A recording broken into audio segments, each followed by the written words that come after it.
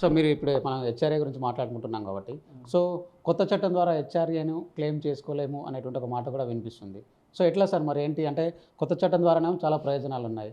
ఒకవేళ HRA claim చేసుకోవాలంటే పాత చట్టంలోకి వెళ్ళాలి. ఎట్లా సార్ ఏంటి మరి ఎట్లా ఉండాలి? ఇది కొంచెము టెక్నికల్ మ్యాటరే. ఎట్లా అంటే ఫస్ట్ ఆఫ్ ఆల్ మీ ఆదాయం పాత పన్ను విధానం ద్వారా ఎంత అనేది మనం క్యాలిక్యులేట్ చేసుకోవాలి. ఓవరాల్గా నేను కవర్ చేస్తుంది. అలాగే కొత్త పన్ను విధానం ద్వారా మన ఇన్కమ్ ట్యాక్స్ ఎంత వస్తుందో క్యాలిక్యులేట్ చేసుకుని మీకు ఏది మంచిదైతే అది మీరు ప్రతి సంవత్సరం క్యాలిక్యులేట్ చేసుకుని చేసుకోవాల్సిన పరిస్థితి. బ్లైండ్గా మీరు పాత పన్ను విధానాన్ని తీసుకోండి లేదంటే కొత్త పన్ను విధానానికి వెళ్ళిపోండి అని మనం చెప్పలేం. ఎందుకంటే భారత ప్రభుత్వం వాళ్ళు బై డిఫాల్ట్ కొత్త పన్ను విధానాన్ని ప్రోత్సహిస్తున్నారు. పాయింట్ నెంబర్ 1 అందరూ గుర్తుపెట్టుకోవాల్సింది ఏంటంటే కొత్త పన్ను విధానాన్ని గవర్నమెంట్ ప్రోత్సహిస్తుంది డిఫాల్ట్. దాంట్లో 12 లక్షల రూపాయల వరకు మీకు ట్యాక్స్ లేదు. మీరు ఎంప్లాయీగా ఉంటే కనుక ఫర్దర్గా 75,000 రూపాయలు స్టాండర్డ్ డిడక్షన్ వస్తుంది. కాబట్టి 12,75,000 రూపాయలు కనుక వార్షిక ఆదాయం ఉంటే మీరు కొత్త పన్ను విధానంలో ఉంటే ఎటువంటి పేపర్స్ డిడక్షన్కి సంబంధించినటువంటి ఎటువంటి పేపర్స్ లేకుండా డైరెక్ట్గా ఇన్కమ్ ట్యాక్స్ వెబ్సైట్లో మీ ఇన్కమ్ ట్యాక్స్ రిటర్న్ ఫైల్ చేసుకుని ఎటువంటి ట్యాక్స్ కట్టక లేకుండా హ్యాపీగా మీరు ఉండవచ్చు. Point number 1. పాయింట్ నెంబర్ 2, పాత పన్ను విధానానికి వద్దాం. పాత పన్ను విధానంలో కనుక మనకి మేజర్గా ఉండే ఏంటండి ఏటీసీ డిడక్షన్స్. ఎల్ఐసి కానివ్వండి, పబ్లిక్ ప్రావిడెంట్ ఫండ్ కానివ్వండి, స్కూల్ ఫీజెస్ కానివ్వండి, యూనిట్ లింక్డ్ ఇన్సూరెన్స్ కానివ్వండి, లేదంటే మనం అనుకున్నట్టు హౌసింగ్ లోన్. బాగా ఇంతకుముందు మేము ప్రాక్టీస్ స్టార్ట్ చేసిన కొత్తల్లో కూడా అందరూ ఇప్పటికి కూడా చెప్తూ ఉంటాను నేను. ఇన్కమ్ ట్యాక్స్లో వచ్చేటువంటి బెనిఫిట్ తీసుకోవడానికి ఇల్లు కొనుక్కున్న వాళ్ళు చాలామంది ఉండేవాళ్ళండి. ఫర్ ఎగ్జాంపుల్ మీకు 1 లక్ష రూపాయలు ఇన్కమ్ ట్యాక్స్ తగ్గుతుందండి మీరు ఇల్లు కొనుక్కుంటే మీ మైండ్ ఏముండేది, ఓకే నేను ఇల్లు కొనుక్కుంటే నాకు ట్యాక్స్ ఖర్చు తగ్గుతుంది, ఒకవైపు నేను ఆస్తి కొనుక్కుంటున్నాను అనే ఉద్దేశంతో గవర్నమెంట్ ఇండైరెక్ట్గా ప్రజల్ని ఇల్లు కొనుక్కునే విధంగా ఎంకరేజ్ చేయడం అనమాట ఇది. స్కూల్ ఫీజు డిడక్షన్ ఇచ్చారంటే దాని మీద ఏంటంటే మీ పిల్లలు చదివించండి రా బాబు మీకు ఎగ్జామ్షన్ ఇస్తాము, ఇన్సూరెన్స్ కట్టుకోండి రా బాబు మీకు ఏమైనా ఫ్యూచర్లో ఉన్నటువంటి రిస్క్ వస్తే కనుక మీ ఫ్యామిలీని మీరు సేవ్ చేసుకోండి అంటే మన గవర్నమెంట్ ఎప్పుడో మనకు ఒక పెద్దన్నలాగా ఒక తండ్రిలాగా ఆలోచించి ఈ సేవింగ్ సిస్టమ్ అనేది ఇన్కమ్ ట్యాక్స్లో ప్రవేశపెట్టడం జరిగిందండి. మనం ముఖ్యంగా కూడా మన భారతదేశంలో పర్టికులర్గా సౌత్ ఇండియాలో మన తెలుగు స్టేట్స్లో మనకు ఉన్నది ఏంటంటే పొదుపు భావితరాల మీద ఉన్నటువంటి ఒక చక్కని అవగాహనతో మనకు 10 రూపాయలు సంపాదిస్తే 4 రూపాయలు ఖర్చు పెట్టుకుని 6 రూపాయలు మన నెక్స్ట్ జనరేషన్కి నెక్స్ట్ పిల్లలకి దాచుకునేటువంటి పొదుపు అనేది మన జీవన సరళిలోనూ అవనివ్వండి మన సాంప్రదాయంలో ఉండి మనం అలవాటు చేసుకున్న విధానం.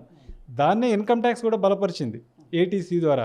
మీరు ఇన్సూరెన్స్ కట్టండి, ఫ్యూచర్ రిస్క్ తగ్గించుకోండి, మీకు హెల్త్ ఇన్సూరెన్స్ కట్టుకోండి. ఈ రోజుల్లో మీరు చూసినట్టయితే మేజర్ ఎక్స్పెండిచర్ ప్రతి ఫ్యామిలీలో కూడా హాస్పిటల్ ఎక్స్పెండిచర్.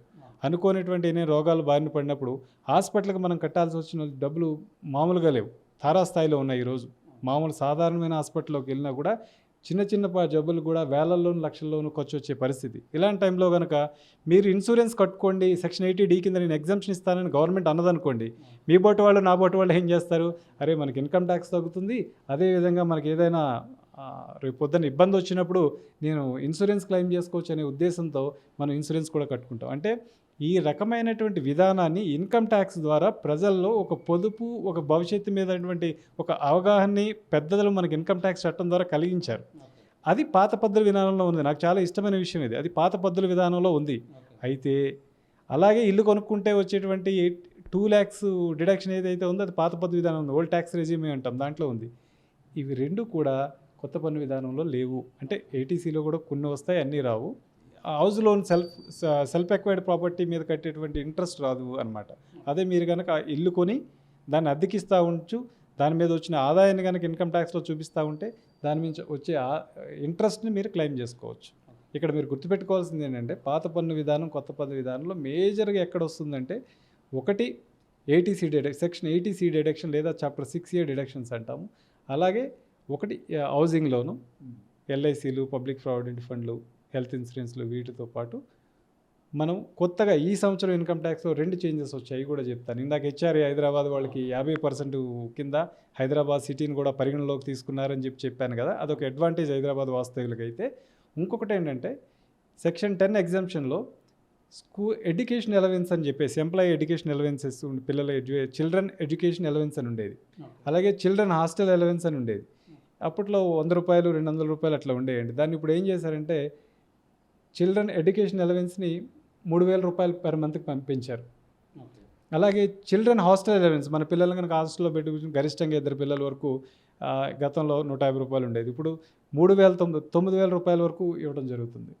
అంటే ఈ హాస్టల్ అలవెన్స్ కానీ ఎడ్యుకేషన్ అలవెన్స్ కానీ మీ ఎంప్లాయీ కనుక మీకు ఇస్తూ ఉంటే, మీ ఎంప్లాయర్ కనుక మీకు ఇస్తూ ఉంటే, అంటే మన శాలరీ రిసీట్స్లో కనుక ఇవి ఉండుంటే మీరు దాన్ని పాత పన్ను విధానంలో క్లెయిమ్ చేసుకోవచ్చు. హెచ్ఆర్ఏ లాగా వీటిని కూడా క్లెయిమ్ చేసుకోవచ్చు.